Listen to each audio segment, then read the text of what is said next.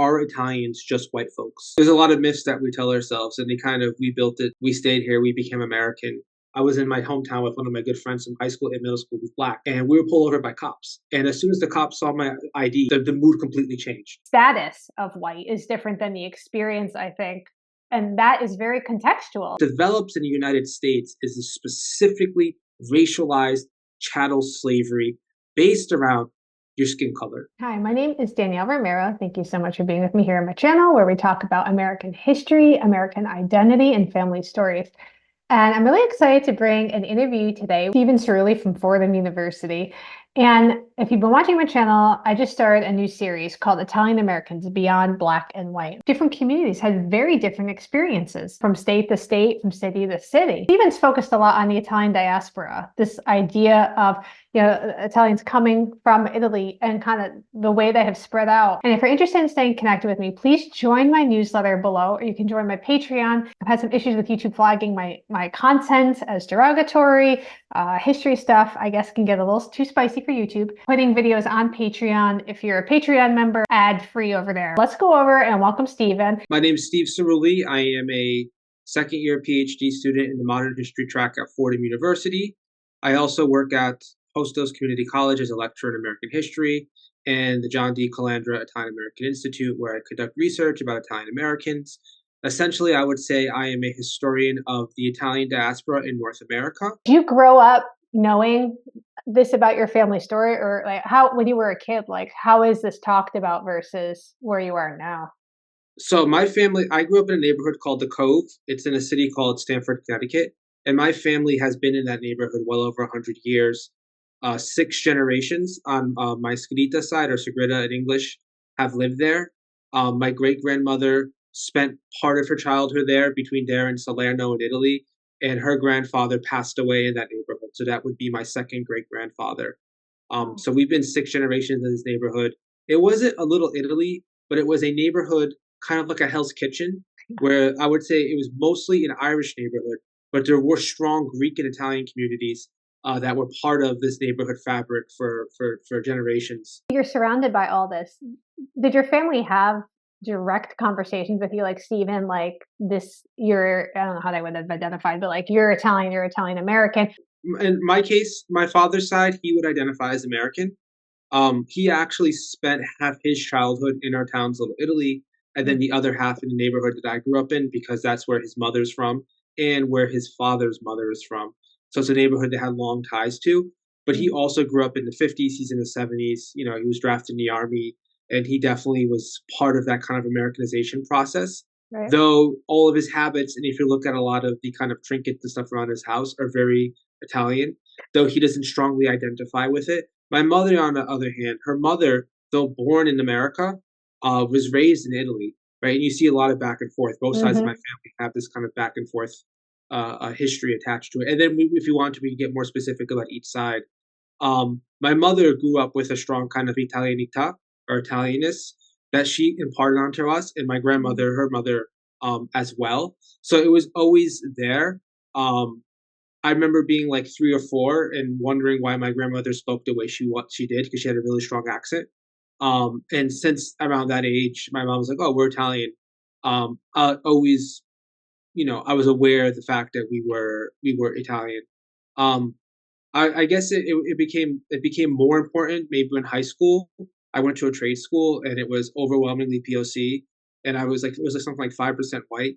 And then everyone there was like, "Oh, you're Italian, you're Italian, you're Italian," and kind of disidentifying me with the other white folks. Though I'm on the side that Italians have white privilege, et cetera, et cetera. But I would say around that time period, it became a lot more kind of personal for me and less taken for granted as it was like growing up, because I was surrounded by it. So it was very much, it was a mixed diasporic experience, a mix of, by that I mean like Italian and kind of the disconnected Italian American cultures. Yeah. It's interesting to think about, though.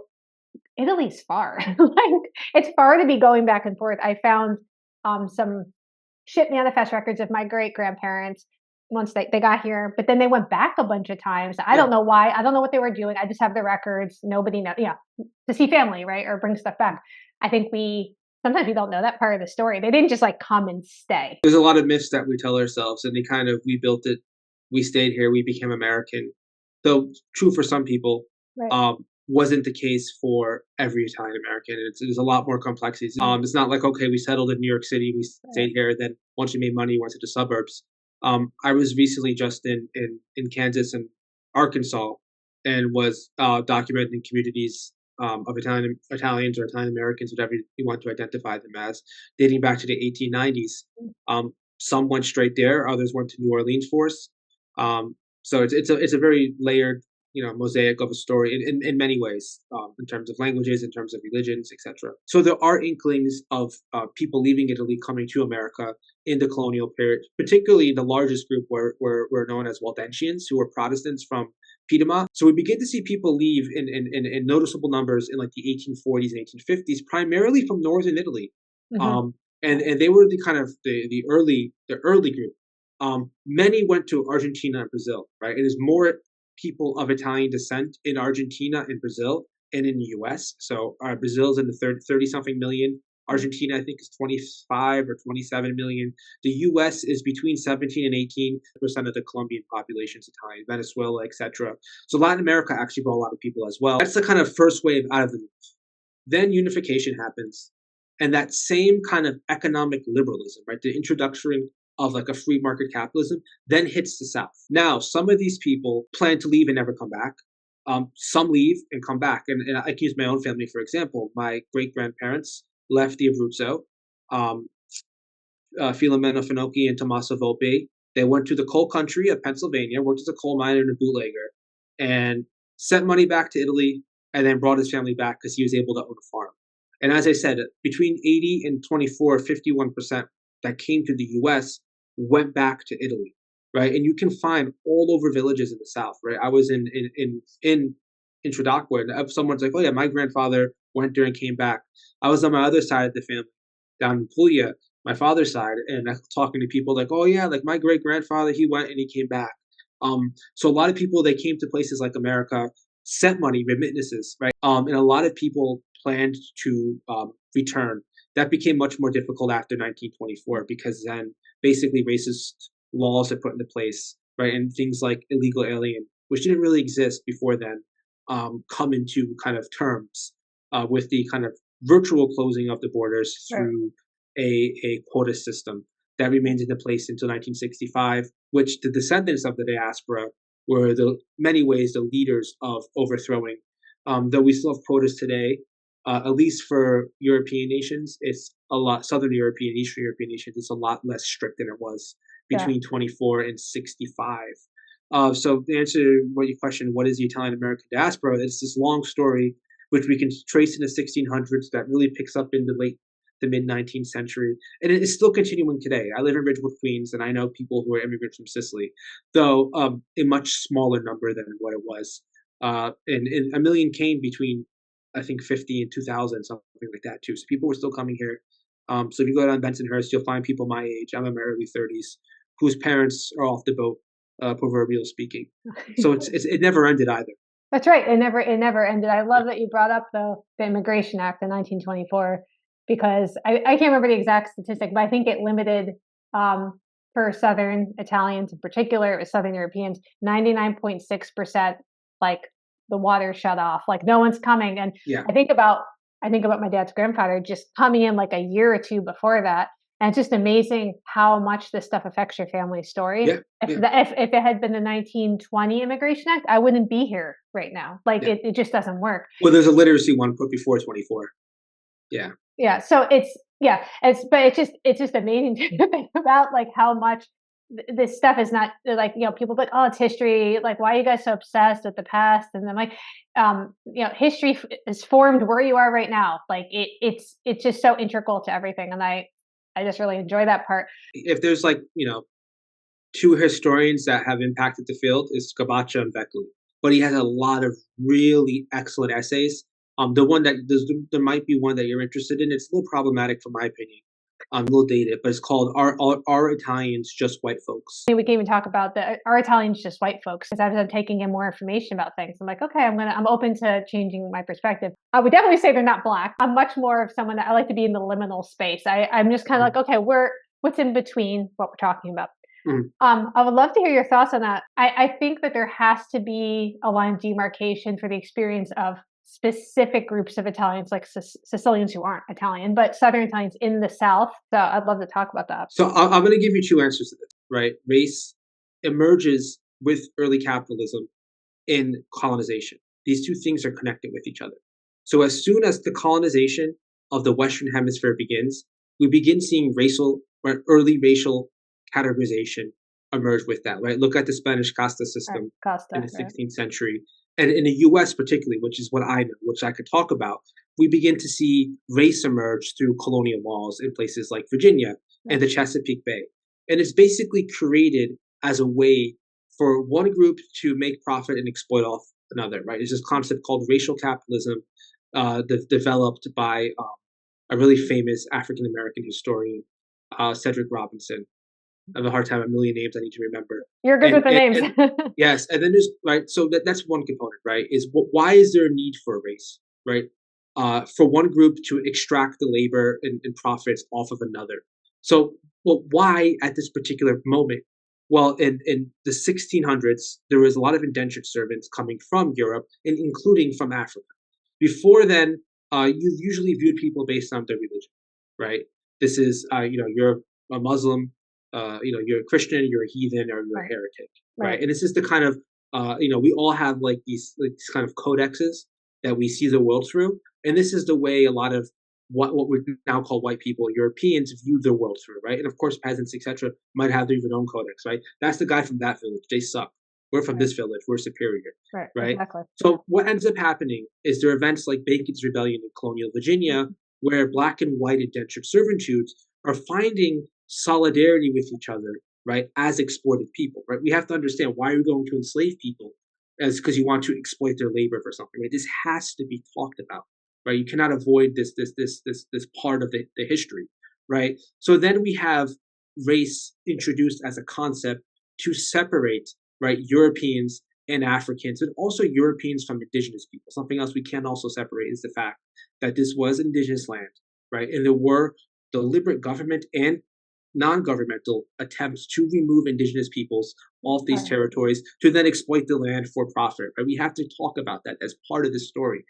Um, so for instance, black and white really becomes a thing in the 1600s, where I would argue you're less freer as like a black person in like 1750 than you are in like 1620 in a place like Virginia, where there were more avenues for freedom, right, through this kind of indentured servitude system that existed in the colonial period than you were in the kind of specifically, this is key, racialized chattel slavery system that the United States and other European colonial powers developed in the Western Hemisphere on former indigenous lands. All these things are connected. Now, something like slavery has existed for a very long time. Romans had slaves, right? Ottomans had slaves, Venetians had slaves, but the conditions around those slaveries are very different from the type of conditions that we see in United States history.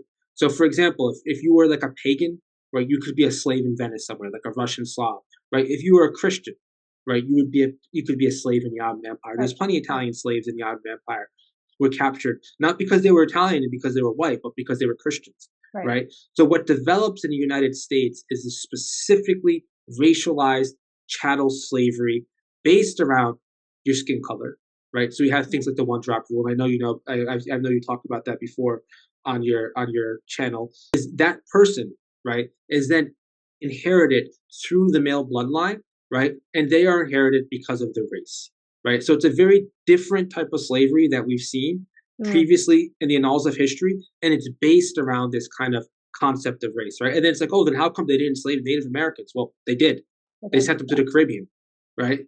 You go to a place like Barbados, you'll find people with like Cherokee blood, and it's very difficult to enslave indigenous peoples on their own territories, right? Or territories that their ancestors themselves have lived on because they can just run away, right? Right. It's also very difficult to create a white slave system because if you're white and the majority of the population is white, you run away and go to like a town or a city, Right. you're going to blend in with the rest of the Right. population. That's so true. It's so true. I'm so glad I'm like keeping notes of what you're saying because I think the slave codes in Virginia, the Yeah. 1705 slave codes, are like really, I mean, really, Bacon's Rebellion is why we have that. But Yeah. it is such an important starting point for this idea of how Americans look at race. Like we may not, most of us don't realize that it's not just ex nihilo. You don't Yeah. just feel like this because this is the natural way to feel.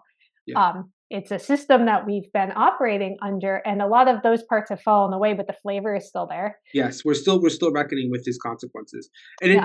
it's not static. It develops and changes Right. as time goes along, where it becomes black and white, and Right. as the 1700s begin to unroll on, we see things like race science. And I think this is important because this system doesn't really impact Italian Americans, right? Though the residues of it are felt in things like Right. lynching, etc., it's Right. not developed as a way to kind of exploit our racialized Right. Right. labor. That's a good point. That's a good point because you're coming in so much later. The system Yes, is being dismantled, so to speak, in some ways. Like I would yes. say, they're coming in post 1870 and Yeah. things have changed I mean, in the some fact that way. they were allowed to come in before Reconstruction in Right. many ways reaffirms their whiteness because in many states you weren't allowed to become a citizen unless you were white, Right. and Italians Right. could become citizens. Right, all the states that existed at the time period before I think what's that Right. 1867 when the 14th Amendment is passed, and you also have to emphasize right. There's also this indigeneity component to it. The fact that Mhm. we could come to this land right that was literally clear. Right? Yes, Right. smallpox, etc., happened. Yes, millions of people were wiped out by diseases, right? But there's also things like King's Philip War, right? Right. There's also things like the Trail of Tears, right? Yeah. There's also things like the Plains of Indians War, right? There's also things like the French and Indian War, right? There's also things like the Pequot War that Right. all take place, right, in the 16 to 1700s that basically marginalize, right, and in many ways decimate indigenous cultures that then allows for this kind of racialized settler society to take place. And everyone's like, "Well, what about Massachusetts? They didn't really Uh-huh. have that system." You have to Uh, also remember that a lot of these New England merchants, right, and Wall Street people, are future or soon to be Wall Street types, are also invested into this system, right, through things like shipping logs from New England to the Caribbean.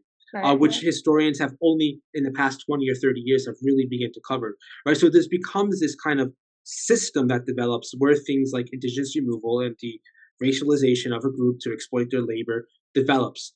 Now, there's also other types of exploited labor, right? So you sell your wage, you produce, $100 an hour worth of productivity, but you get $10, right? That's a form of exploitation as well, but that's not the same type of exploitation Oh that yeah. a Oh yeah. racialized slave Yes. enslaved person will Absolutely. take. So I want to emphasize Yes. that there's Yes. this going on in the back, right? And we're Yes. still the fact that we still categorize people based on race, right? Though itself a social construction, the affects of it are very real, Yeah. right? We have to acknowledge that. So there's all this kind of going on in like the back, Yes. right? So what has the scholarship said, right? And there's been an interesting, a lot of kind of change. Really, the 1970s, people begin to Mhm. like investigate this, and it's kind of a assimilation story, right?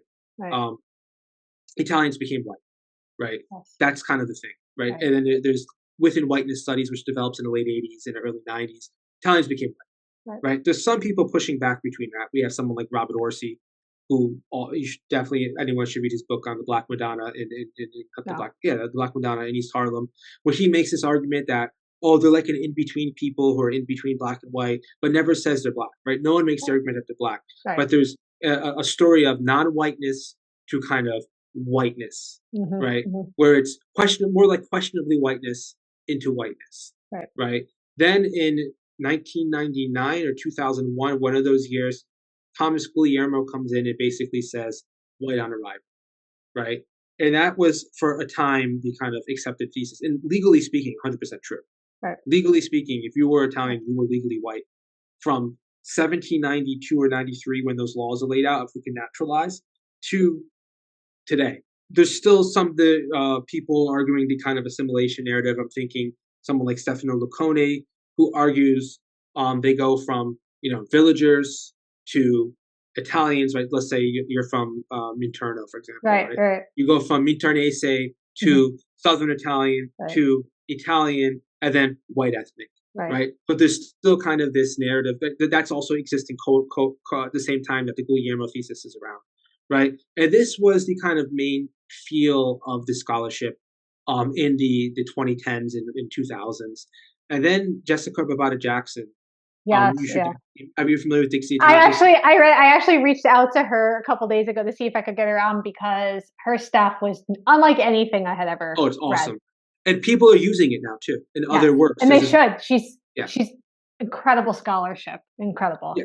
So she comes up with this concept of racial transiency, right? Mhm. Or develops, better to say, that the racialization of Italians is transient and depends on the kind of context, right? And what she actually discovers is really interesting. Italians in like the 1870s had it better in New Orleans and in the Gulf Coast than they did like in the 1890s.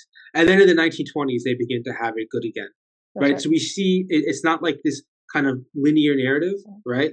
And it's also, which is the kind of ascending into whiteness, right?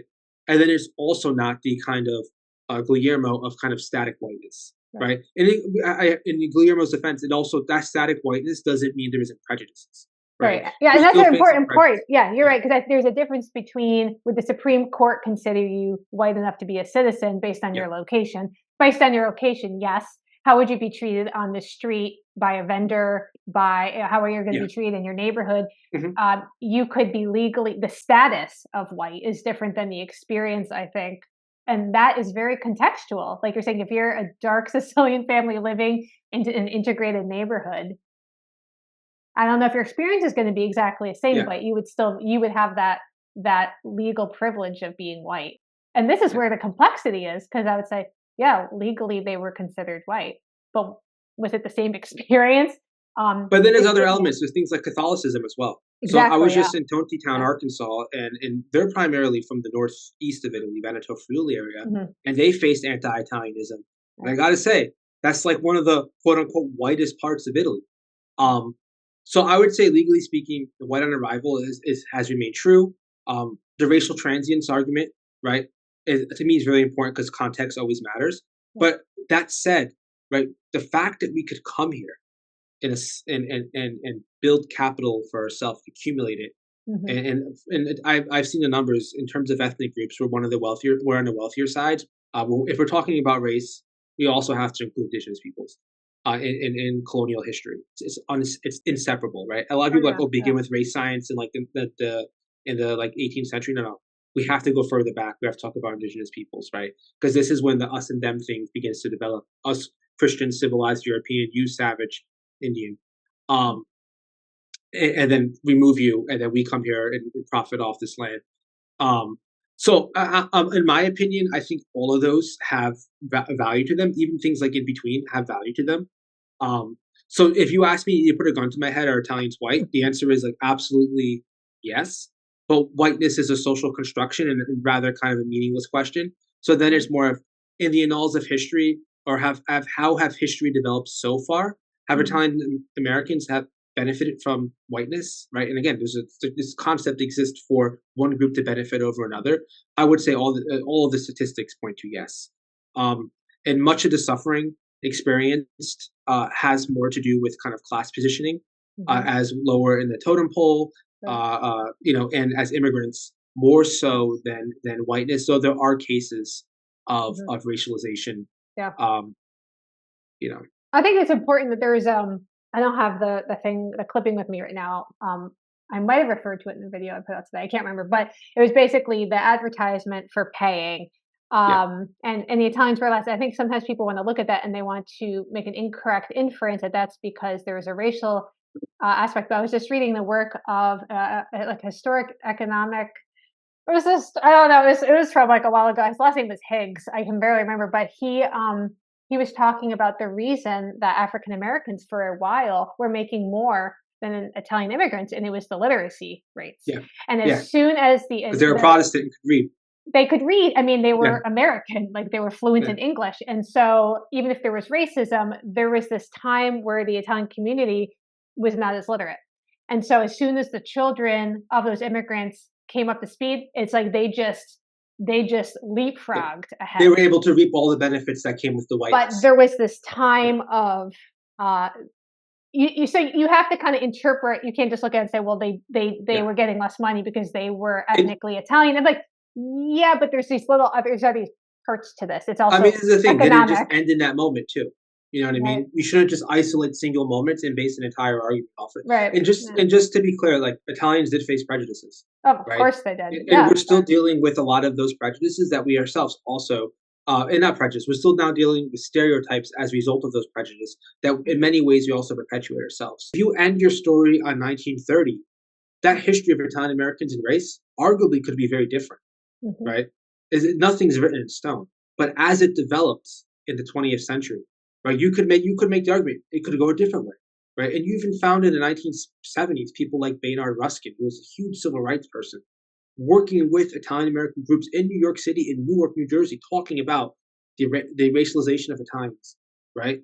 But the way history developed, especially post World War II, the story became very different, Oh right? yeah. In, Yeah. in, in terms of all of the benefits of whiteness, not having to be worried full bar cop, right? And I can share a story.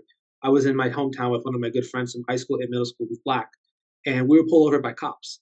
And as soon as the cops saw my ID, the mood completely changed, right? Because I'm told I'm Hispanic passing, right? So as soon as he saw that name on the ID, the entire mood changed. It was, what were you guys? Why are you guys doing this? Sitting in the car right here, mind you, we were sitting in the parking lot of where he lives, right, in an apartment complex. Right. And then as soon as the last name came up, oh, everything changed. Things like that, things like having access to a loan, right? My grandparents, none of them graduated high school, yet they all died significantly wealthier than their parents. Something that the majority, though not all, the majority of African Americans at the same time, the majority of Mexican Americans at the same time at that time period weren't able to do. My grandmother had a sixth grade education. She had two properties by the time she died, right? Mhm. Sixth grade education. She had two properties by the time she died, right? My grandfather, 10th grade education, right? And he was able to build an extremely successful concrete business. So it's the story doesn't end in 1930. The story doesn't end with those Italians do not apply in 1890, right? It continues into the 21st century. And where are we at this particular historic moment? All of the indicators, right? Generational wealth that's inherited, right? Two Supreme Court justices, the last three speakers of the House, even those symbolic kind of Mhm. gestures. Yeah, we Right. never had an Italian American president, but guess what? We also never had what, a Polish American president, right? You can tell me Poles aren't white. We never had a Russian American president, right? We never had a Norwegian American president. Does that tell me Norwegians aren't white? Right? This is such a stupid argument. All of the indicators of whiteness, right? And you can use something like, oh, well, Asian household incomes are even higher than that. Yes, but there's still Chinatowns, right? That are slums, right? So it's a much more uneven experience, So where do right? you think, like, when you're coming, it's like, that's what I'm starting here. It's like you're thinking, like, they're coming over, Yeah. they are white, legally, legal Yes. status. They're coming over and they're having a tumultuous experience here for a while. For some, Seeing it depends where you for go. some, In for some, California, that's it was right. quite pleasant. For some, you're right. For Yeah. some, um, where do you think the shift happened? I mean, I would probably say, based on my family experience, because I did some on the Italian internment camps and stuff like Yeah. that. My grandpa dropped out of high school and he went to Okinawa when he was Mhm. 17. And during World War II, and he got a GI Bill, and Yeah. he was able to use it to its full extent. And I think that really changed the trajectory for our Yeah, family. 100%. And most black people didn't have access to that. Because they had the GI Bill. This is why I was researching, because I was like, did they not have it? They had it, but it was so limited in scope that Yes. you would only be able to use it at certain not Yeah. every instance, but historically black schools, etc. Yes. You were not able to use it. And honestly, when I'm looking at this, I'm saying I think that is the turning point, because we have important conversations about Also, access to reparations and stuff, but households, like access to houses. Because that, yes, because they weren't yeah. allowed to So use the Levittown, for money. example, if you're Right. black, you couldn't go there. There's like maybe one or two black Yeah. families as like tokens. Yeah. Yeah, access to households too, because owning a house means generational wealth that you can pass It down to your does. children. It does. I would say there isn't a straight line, right? It's Mm. so in some cases in California, in some parts of California, you can be like, it was basically a pleasant story all the way through, and able to fully benefit from the stories of whiteness, right? As Barbado Jackson points out, in the Gulf South, it's by the 1920s.